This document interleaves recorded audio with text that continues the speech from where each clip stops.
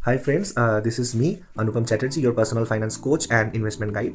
तो बहुत लोग हमसे पूछते हैं कि पोर्टफोलियो में कितना म्यूचुअल फंड्स होना चाहिए। तो मेरा सीधा सा रीज़न है, जनरली एक म्यूचुअल फंड्स में एटलीस्ट 50 से 60 स्टॉक्स होते ही है, ज़्यादा भी होते हैं, 100-200 भी होता है। और मोतीलाल ओसवाल के जो फंड्स होते हैं उस पर 20-30 भी होते हैं, बहुत कॉन्सेंट्रेटेड है। तो जनरली हम मान के चल सकते हैं 50 to 60 एटलीस्ट स्टॉक्स होते हैं, तो ऑलरेडी वो डाइवर्सिफाइड है।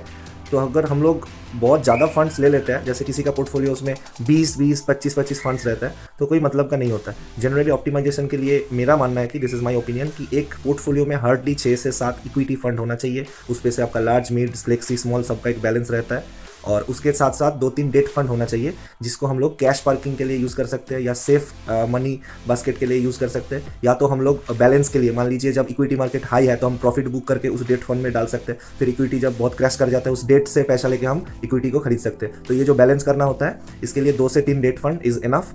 और इसके साथ साथ 6-7 इक्विटी, 2-3 डेट, टोटल कुल मिलाकर 10 से ज़्यादा फंड्स पोर्टफोलियो में नहीं होना चाहिए। ठीक है। और एक एडेड बोनस टिप मैं देता हूँ, इक्विटी में जो भी एलोकेशन है उसके साथ साथ हम लोग मल्टी एसेट एलोकेशन मॉडल में जाते हैं, तो उसके साथ साथ gold, silver, real estate, debt, ये भी मिक्स होकर हाइब्रिड फंड भी होना जरूरी होता है, ताकि जो भी अभी जियोपॉलिटिकल टेंशन चलता है, अप डाउन चलता है, वो हेज की तरह हमको पोर्टफोलियो में एक बैलेंस दे देता है। Thank you.